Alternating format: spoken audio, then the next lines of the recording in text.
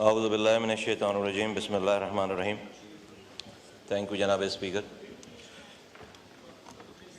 Budget की speech तमाम तरफ से हो रही है और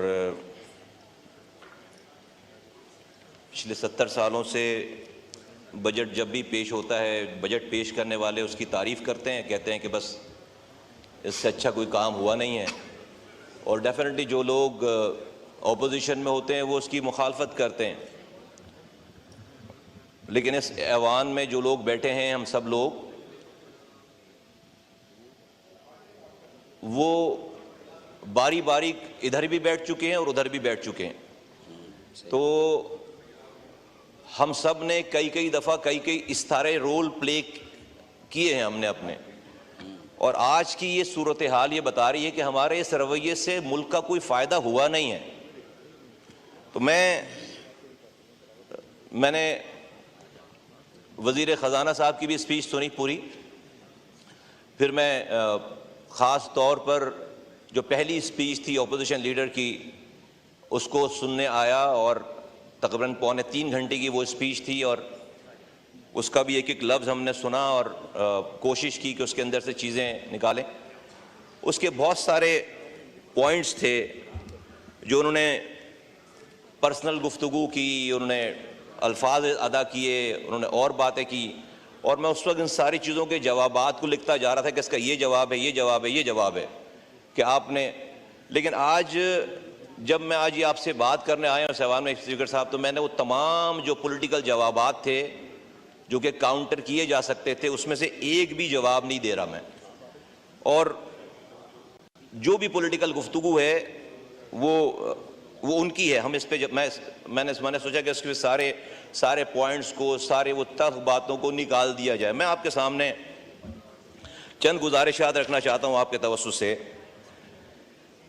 तकरीबन 19,000 अरब रुपए का बजट पेश कर दिया गया, और 17,000 तकरीबन 18,000 अरब जो है वो रेवेन्यू बताया गया हमें। FBR के ज़रिए हम तकरीबन 13,000 अरब रुपए हम कलेक्ट करेंगे, ये बताया गया इसके अंदर। और जो नॉन टैक्स रेवेन्यू है वो 4,000 अरब रुपए हम तकरीबन कलेक्ट करेंगे। पाकिस्तान पे इस वक्त जो कर्जा है वो 78,942 अरब रुपए है। This is the mother of all evil. ये जो 78,000 अरब रुपए के हम कर्जदार हैं, ये है इस वक्त पाकिस्तान का सबसे बड़ा मसला। जिस तरह किसी घर पे अगर कोई घर कर्जदार हो, उस घर वालों को परेशान होना चाहिए। तो ये जो सारी लोगों के ऊपर, टैक्सेस के ऊपर, बिजनेस कम्युनिटी के ऊपर, आम सैलरीड क्लास के ऊपर जितनी भी तलवार चल रही है, वो सारी बात ही यही है कि भाई हमारे ऊपर कर्ज है, हमें इस कर्ज को अदा करना है। लेकिन क्या 78,000 अरब रुपए हम आज कर्जदार हैं, तो हम इसको सोचते भी हैं, सोच भी रहे हैं कि हम ये वाला जो बजट है, इस बजट को पेश करके हम इससे बाहर निकल सकते हैं। मेरा जवाब इसमें नफ़ी में है, क्योंकि ये एक एवरेज किस्म का नॉर्मल बजट है, आम हालात वाला बजट है। इसमें कोई एमरजेंसी वाली कोई सिचुएशन नहीं है। और इस कर्जे का लगता यह है कि सारा कर्जा जो है वो IMF दे रहा है। आम तासुर बाहर रोड पर, क्योंकि IMF का जिक्र बहुत होता है, IMF बैरूनी कर्जा, तो लगता यह है कि सारा पैसा जो है ये IMF से ही आ रहा है, इस 78,000 अरब रुपए का। नहीं, ऐसा नहीं है। इस 78,000 अरब रुपए में से तकरीबन 82% जो अमाउंट है वो लोकल बोरिंग है, हमारा लोकल कर्जा है, और तकरीबन 18% के करीब जो पैसा इसके अंदर है वो IMF का और बाहर का पैसा है। अब इस तकरीबन जो हम इस साल जो कर्ज और सूद की मद में जो हम अमाउंट अदा करेंगे वो तकरीबन 9,775 अरब रुपए, तकरीबन 10,000 अरब रुपए, almost 51% of our entire revenue हम अदा कर देंगे कर्ज और सूद की मद में। कोई भी इकॉनमी दुनिया में अपनी आमदनी का अगर 30% से ज्यादा कर्ज की और सूद की मद में अदा करती है, वो नाकाम इकोनॉमी है, वो नहीं चल सकती। आप कुछ भी फिगर्स कर लें, कितने भी टैक्सेस लगा लें, तो this is practically it's a non starter. ये हो ही नहीं सकता। ये है इस पूरे हमारे इस माशी सिस्टम का जो कैंसर है, वो ये है इस वक्त राइट नाउ। तो हम 10,000 अरब रुपए जो है वो हम सूद की मद में देंगे, जो तकरीबन 51% ये बनता है हमारे पूरे इस रेवेन्यू का। इसमें से इस 10,000 अरब रुपए में से तकरीबन 7,303 अरब रुपए 7,303 अरब रुपए हम लोकल बैंकों को देंगे, हम लोकल देंगे और सिर्फ तकरीबन 3,000 अरब रुपए हमें बाहर वालों को देना है।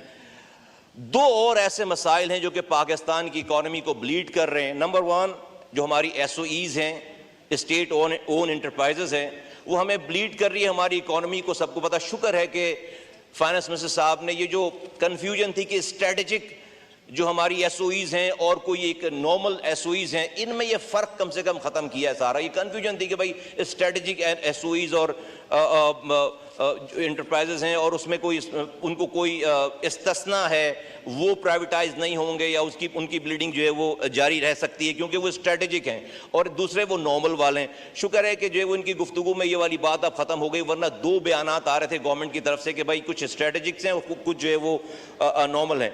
एक तो ये है SOEs वाली बात है। फिर दूसरा है कि हम ये जो पावर सेक्टर में कैपेसिटी जो है पेमेंट कर रहे हैं, इसमें 71% 71 पर जो कि पावर जनरेशन है एक यूनिट, उसमें 71% तो हम सिर्फ कैपेसिटी चार्जेस दे रहे हैं और तकरीबन 29 से 30% उसकी ओरिजिनल चार्ज है और उसकी कॉस्ट है।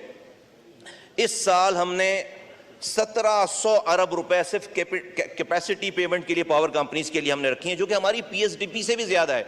हमारा PSDP अगर जो है वो 1,400 अरब रुपए है, तो हम 1,700 अरब रुपए तो सिर्फ हम उन पावर कंपनीज को दे रहे हैं कि जो बिजली नहीं बना रहे और उनसे हमारा मुआहदा है और हम उन्हें डॉलर्स में पे कर रहे हैं। डेफिनेटली पाकिस्तान की साबका हुकूमतों ने, जो जिसका PMLN की हुकूमत रही है और हुकूमतें रही हैं, जिन्होंने ये एग्रीमेंट्स किए, मैं किसी की इंटेंशन को क्वेश्चन नहीं करता।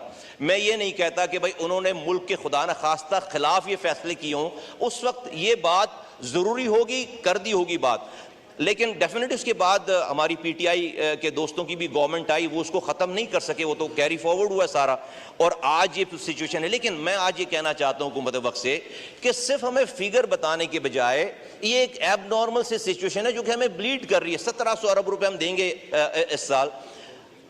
जो भी कंपनीज हैं, जिस मुल्कों की कंपनीज हैं, जब हम उनसे इमदाद लेने जाते हैं, उनसे बेल पैकेजेस मांग रहे हैं, उनको उन से कम इनको रिव्यू करना, इन एग्रीमेंट्स को हमें रिव्यू करना चाहिए ताकि हम इस मद में पैसे बचा सकें और इसमें कोई हम बेहतरी ला सकें। ये हमें हर्ट कर रहा है, ये बहुत ज़्यादा हर्ट कर रहा है।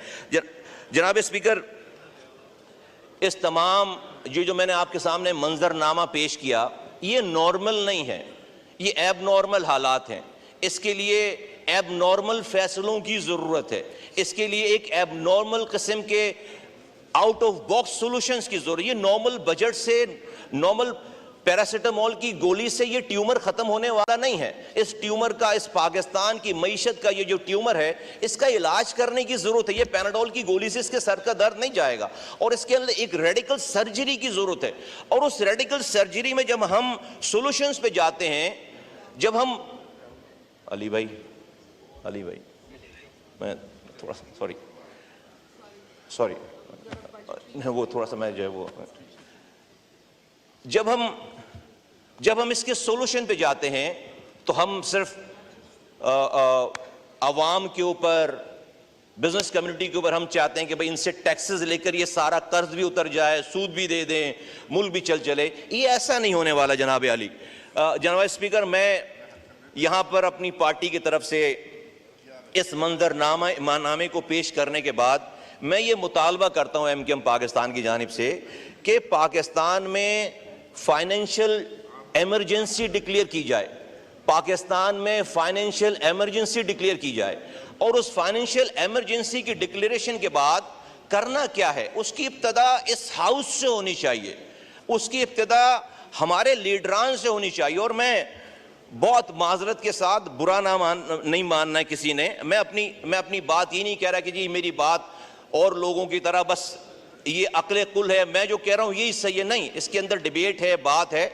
लेकिन हम अपनी पार्टी की जानिब से ये बताना चाहते हैं कि भाई इस मुल्क में आपको माशी एमरजेंसी को डिक्लेयर करना चाहिए, और उस माशी एमरजेंसी को डिक्लेयर करने के बाद ये जो 78,000 अरब रुपए हम लोगों से मांगने जा रहे हैं, आवाम से, उससे पहले ज़रा पाकिस्तान के लीडरान जनाब नवाज शरीफ साहब, जनाब इमरान खान साहब, जनाब आसिफ अली जरदारी साहब और इस ऐवान में बैठे हुए तमाम MPAs, तमाम MNAs, तमाम सेनेटर्स, फजलुर रहमान साहब और सारे लोग, तमाम जी, सॉरी, अल्ताफ हुसैन साहब, जी बिल्कुल, वो भी आपको बहुत याद आ रहे हैं। Address the chair.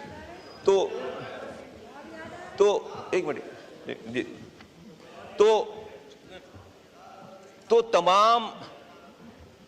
तमाम लीडरान से मेरी ये गुजारिश है कि वो पहल करें, फर्ज करें कि क्या ही बेहतर हो कि ये 78,000 अरब रुपए उतारने से पहले हम सारे मिलकर 1,000 अरब रुपए हम पहले लोगों को दिखाएं कि हमने 1,000 अरब रुपए अपनी जेबों से जमा कराया पाकिस्तान का कर्ज उतारने के लिए। मसलन नवाज शरीफ साहब के पास रायवंड का महल है, इमरान खान साहब के पास बनी गाला है, जरदारी साहब के पास सारे शहरों में बिलावल हाउसेज हैं, तो दे देना सारे एक एक घर जो है वो पाकिस्तान को अतिया कर दें। इमरान खान साहब बनी गाला दे दें, जरदारी साहब एक बिलावल हाउस दे दें, और जो है वो रायवंड वाला घर दे दें, एक अतिया कर दें पाकिस्तान को। और ये हाउस ये जो हम लोग यहाँ बैठे हुए हैं, हम ये ऐलान करें कि 25% हम अपनी मिल्कियत जो कि हमारी जायदादें हैं वो हम पाकिस्तान के लिए अतिया करते हैं। तमाम MPAs, तमाम सेनेटर्स, तमाम वुज़रा, तमाम सब लोग 25% हम ये अतिया करते हैं। और ये कोई नई बात नहीं होगी जनाब स्पीकर साहब। भुट्टो साहब ने,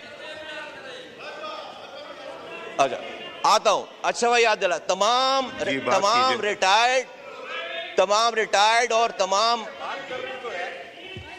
बात करने दे, जब बारी आएगी तब जवाब दे दें, बात करने दे, सबको मौका मिलेगा जी, बात की खड़ेंगे आपकी बारी पे। तमाम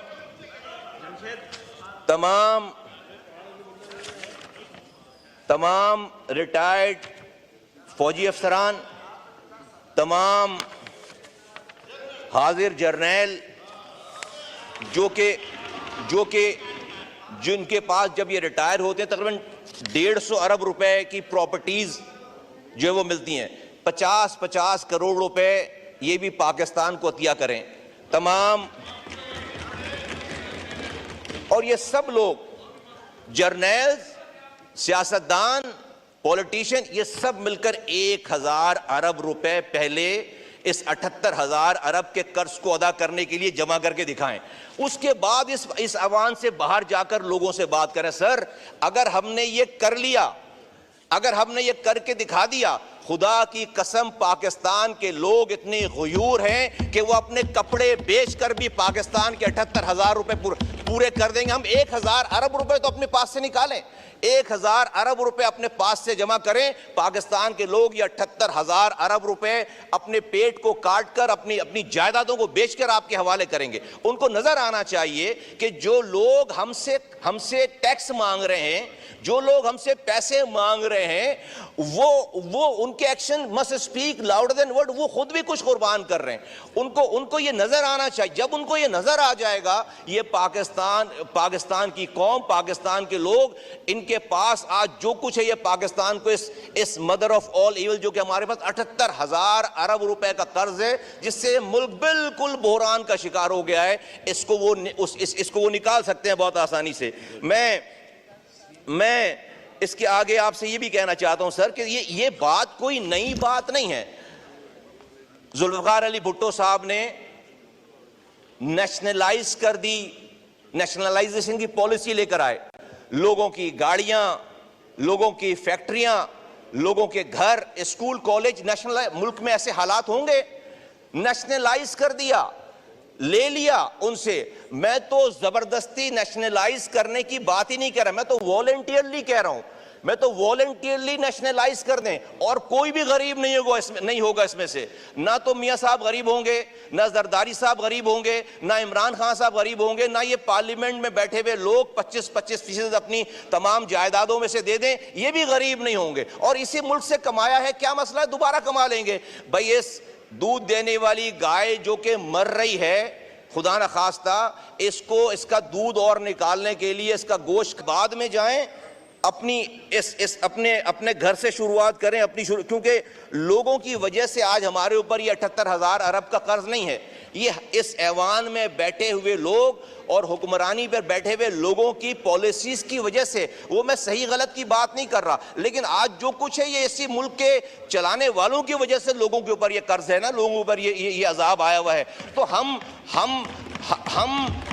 अपनी तमाम गलतियां जो भी हुई हैं माजी में, जिससे भी हुई हैं, कोई भी बरी ज़िम्मा नहीं है यहाँ पर। हम अपनी तमाम गलतियों का इजाला जो है वो लोगों से, गरीब आदमी से ही क्यों मांगते हैं? ये आप कितना ही अच्छा बजट, अच्छे नंबर दे दें, आप अगर अपने अमल को एक्स्ट्रा ऑर्डिनरी कोई नई चीज करके नहीं दिखाएंगे, लोग आपको ये टैक्स देने वाले नहीं, लोग वैसे ही मर रहे, खुदकुशियां कर रहे हैं। अब टैक्स नहीं देंगे आप क्या करेंगे? अच्छा फिर आप देते क्या उनको, जो लोग जिनसे आप टैक्स मांग रहे हैं? पीने का पानी, जैसे जिस शहर से मेरा ताल्लुक है, पीने का पानी हम 99% खरीद कर पीते हैं। हम जो है वो स्कूल जो है वो सरकारी स्कूलों में अपने बच्चे भेज नहीं सकते, हम जो है वो सरकारी अस्पताल में अपने बच्चों का इलाज कर नहीं सकते, सिक्योरिटी का इंतजाम हमने खुद करना होता है। एक चीज भी गवर्नमेंट तो नहीं। आपके 17 मिनट हो चुके हैं जी, 10 के बजाय मुझे उन्होंने कहा था कि हमारी पार्टी का कुछ एक्स्ट्रा टाइम दे दीजिए, तो प्लीज वाइंड अप कीजिए। वो आप मेरी पार्टी के टाइम में से टाइम काट लीजिएगा प्लीज। जी वो तो काट लूंगा, मगर थोड़ा सा मैं कंक्लूड कर रहा हूँ। This is not just sake of the speech, मैं नहीं कर रहा सर, मेरी कुछ गुजारिशात हैं और वो बहुत जल्दी खत्म हो जाएंगी। तो हम लोगों को पानी दे नहीं रहे, लोगों का इलाज कर नहीं रहे, स्कूलिंग दे नहीं रहे, हम बिजली दे नहीं रहे, हम सिक्योरिटी दे नहीं रहे। तो भाई ये रियासत की जिम्मेदारी है, जब जो रियासतें ये देती हैं वो टैक्स मांगती हैं, जब हम ये दे ही नहीं रहे, जब हम ये उन्हें दे नहीं रहे, तो हम उनसे लेने की बात क्या करें? और हमें इस माशी इमरजेंसी को लागू करना चाहिए और यहां से शुरुआत करनी चाहिए। दूसरा सबसे बड़ा मसला सर ये है कि हमने इस साल जो है वो तकरीबन 7,000 अरब रुपए लोकल बैंक्स को कर्जा सूद और कर्ज में वापस करना है। मेरा ये मुतालबा है हुकूमत से कि एक साल के लिए इस इमरजेंसी की, जिस तरह से आपने कोरोना में आपने लॉकडाउन करके एक हंगामी सूरत क्रिएट कर दी थी, इसी तरह से इस माशी सूरत हाल को एक इमरजेंसी डिक्लेयर करके आप एक साल के लिए मुकामी, आप भले फॉरेन जो आपको देना है वहां पर आप जो है वो उसको दें वो, लेकिन जो लोकल बैंक्स को आपने 7,000 अरब रुपए देने हैं, वो इस साल उन्होंने बहुत कमाया हुआ है, वो इस साल ना दें, इमरजेंसी लगाएं और उस 7,000 अरब रुपए को आप इंडस्ट्रीज को जो कि बंद हो रही हैं या बंद होने वाली हैं उनको पंप इन करें, ये पैसा वो 7,000 अरब रुपए उनको दें ताकि आपकी मैशत जो है वो आगे चले। इसी तरह से, और सर बात आ जाती है सूद की। सर मैंने वजीर खजाना साहब की तकरीर सुनी है, मैंने तकरीबन 2.25 घंटे की जो तकरीर जो है वो उमर अयूब साहब की सुनी है। इसमें कहीं से भी एक जुमला नहीं है कि भाई हम इस पाकिस्तान के आर्टिकल 38F के तहत हम सूद के निज़ाम को ख़त्म करने के लिए कोई पहला कदम भी उठाने के लिए तैयार है। मैं एक्सपेक्ट कर रहा था PTI के दोस्तों से कि भाई ये तो रियासत मदीना के मानने वाले और उसके पैरोकार और उसकी प्रोपेगेशन करने वाले लोग हैं ना, इस रियासत मदीना के मानने वालों को तो कम से कम अल्लाह और उसके रसूल से लड़ाई जो है वो बंद करनी चाहिए। मैंने पहले भी इस ऐवान में बताई थी, मैंने कुरान की 2 आयतें सूरह बकरा से कोट की और मैंने कहा कि जिसका मफहूम था कि अल्लाह कह रहा है कि वो सूद को मिटाएगा और सदकात को जारी करेगा। मेरी इकॉनमी सूद के ऊपर है, अल्लाह कह रहा है मेरी इकॉनमी को मिटाएगा। हम कितनी ही इकदामात कर लें, हम अल्लाह से नहीं जी सकते। फिर अल्लाह आगे कह रहे हैं कि अगर तुम नहीं मानोगे, मफहूम इसका अर्ज कर रहा हूं, तो अल्लाह और उसके रसूल से जंग है। नाउजुबिल्लाह, अल्लाह और उसका रसूल ये जंग हमसे पाकिस्तान में आकर हार जाएगा? वो नहीं हार सकता ये जंग इस पाकिस्तान में आके। कोई पहला कदम तो उठाते हम। जब अल्लाह कह रहा है कि वो हमसे जंग करेगा सूद के निजाम में, हम एक लफ्ज अदा नहीं करते। 2022 से शरीयत कोर्ट का फैसला आया हुआ है, आज उसके 5 सालों में ये खत्म होना था, एक लफ्ज उसके ऊपर कोई प्रोग्रेस नहीं हुई है। मैं ये रिक्वेस्ट करना चाहता हूं, मैं इसी हवाले से सूरह आल इमरान की आयत नंबर 130 में सूद की हुर्मत बयान करने के बाद अगली आयत में हुर्मत सूद का हुक्म ना मानने वालों को काफिर कहा गया है सर। और मैं आपके सामने ये कोट करता हूं, मैं उसका तर्जुमा पढ़ता हूं। ए ईमान वालों, कई गुना बढ़ा चढ़ाकर सूद मत खाओ और अल्लाह से डरो ताकि तुम्हें फलाह हासिल हो। और अगली आयत है, और इस आग से डरो जो काफिरों के लिए तैयार की गई है। सर, मतलब एक जुमला नहीं है कि भाई हाँ हम कोशिश करेंगे, एक दिन की बात। अच्छा, फिर सूद, भाई आप IMF को चलो अभी आप मना नहीं कर सकते, ये जो लोकल बैंक्स को आप 7,000 अरब रुपए दे रहे हैं, इनको तो आप रोक सकते हैं, इनसे तो आप बात कर सकते हैं। ये सूद का निज़ाम हमारे यहाँ जब तक चलेगा, हम जितनी भी अच्छी स्पीचेस कर लें, हम अल्लाह को राजी करें, अपने साथ खड़ा करें, सर उनसे अल्लाह से हम IMF को नाराज नहीं कर पा रहे। पूरा बजट जो है वो फाइनेंस मिनिस्टर साहब ने ये बताकर पेश किया कि ये IMF से अलाइंड है। हम IMF से अलाइंड हैं क्योंकि वो हमारे पैसे बंद कर देगा। हम अल्लाह से अलाइंड होने की बात नहीं कर, अल्लाह को बाद में मना लेंगे, पहले IMF को मनाते हैं। IMF को हमने मना रखा है, अल्लाह को मनाने की हम जो है वो बात हमें करते हुए थोड़ी सी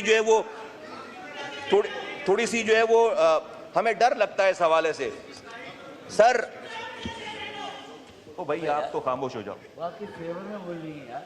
आप तो एक मिनट, आप लोग ना बोलें प्लीज। जो भी एड्रेस द चेयर, हमने वाइंड अप कीजिए।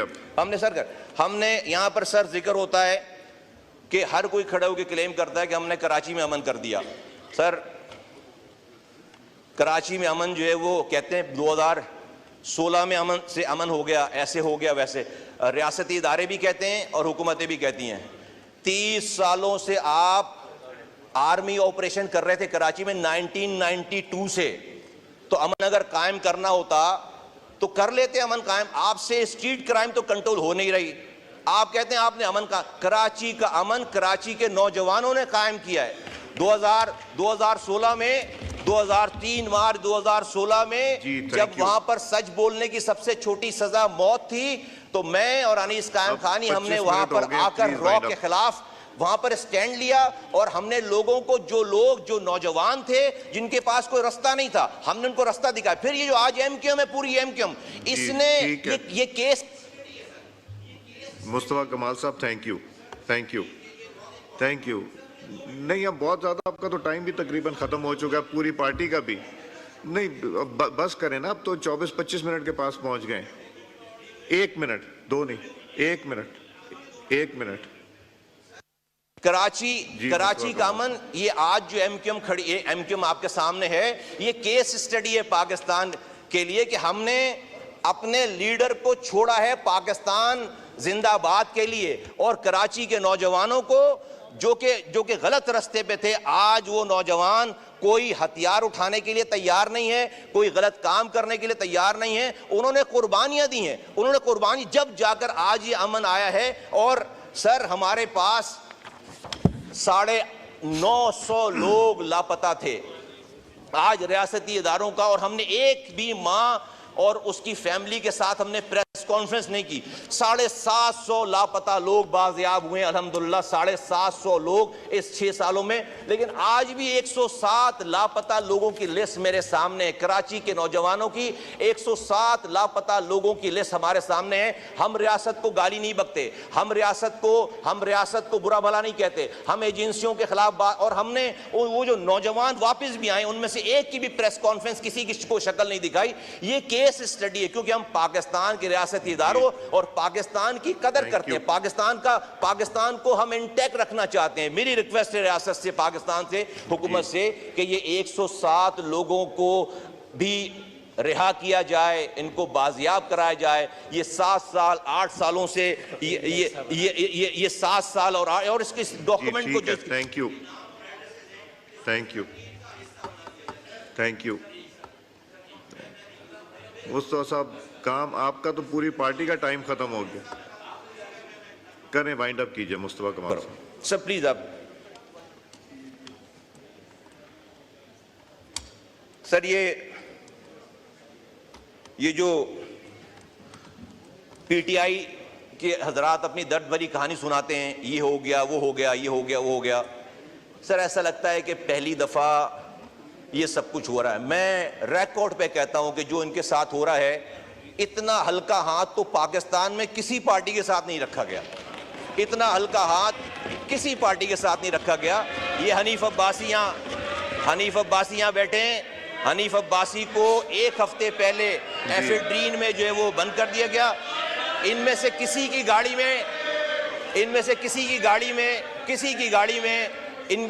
गाड़ी में हेरोइन नहीं रखी गई। राना सनाउल्लाह की गाड़ी में हेरोइन रखी गई है। सर ये इनको थोड़ा सा इनको, और अब ये कह रहे हैं तो मैं बताता हूं। अब इनका जो वो कह रहे हैं तो बता रहा हूं सर। ये हमने हमारे 92 के ऑपरेशन में हमारे लोगों को हमारी खवातीन ने जनाजे उठाए। इनका एक भी आदमी लापता नहीं है। हमारे 900 लोग लापता हैं। आज भी मैं लिस्ट दे रहा हूं। आज भी 8 सालों से लापता लोगों की लिस्ट दे रहा हूं। हमारे सारे के सारे एमएनएज एमपीएस को उन्होंने 93 में, 96 में, 97 में जेलों में रखा है हमारे। और आज हमारे पास शोधा कब्रिस्तान है। 25,000 लोग शहीद हुए हैं। इन्होंने उसको नहीं देखा। मैं नहीं चाहता कि अल्लाह ना करे कि इन पर वो वक्त आए। जो हमने वो वक्त देखा है। लेकिन इनको सर जब ये कमेंट पास करते हैं, इनको ख्याल करना चाहिए कि लोगों की मेमोरीज जो है वो इतनी विविड नहीं है। जी ठीक है। सॉरी, क्या कह रहे हैं? थैंक यू मुस्तफा साहब, मुस्तफा कमाल साहब, थैंक यू मुस्तफा साहब, थैंक यू। नहीं बस थैंक यू। एक आधा मिनट। आखिरी बात सर ओपोजिशन लीडर साहब ने की, उसका आधा ही हमें दे दें सर। आप ओपोजिशन लीडर नहीं है ना, तो सर हमें जो है वो उसका आधा दे दें सर। आप बात, उनका टाइम उनको मिलेगा, आपको मिलेगा। सर प्लीज जी। आप चाहते तो बन जाते। सर कराची इस पाकिस्तान को इस माशी दलदल से निकाल सकता है। कराची को खुदा के वास्ते इस पूरे बजट में नए शहर बनाने की कोई बात नहीं है। Cities makes country rich. आप नए शहर बनाएं, और जो एग्जिस्टिंग शहर है जो आपको 68% रेवेन्यू कमा कर देता है, सिंध की आमदनी का 98% कमा कर देता है, उस शहर पर खुदा के वास्ते नजरसानी की जाए। उस शहर को जो हम अपने पास नहीं रखते अपना पैसा कमा कर, हम पूरे पाकिस्तान को बांटते हैं। अगर आपको इस IMF के चुंगल से निकलना है तो IMF इस पाकिस्तान को या कर्ज वाले इस पाकिस्तान को नहीं निकाल सकते। कराची पाकिस्तान को इस माशी बदहाली से निकाल सकता है। कराची पे तवज्जो दीजिए, कराची को के साथ जो है वो सलूक अच्छा कीजिए। कराची पूरे पाकिस्तान को इस माशी बदहाली से निकाल सकता है। We have got. Thank you.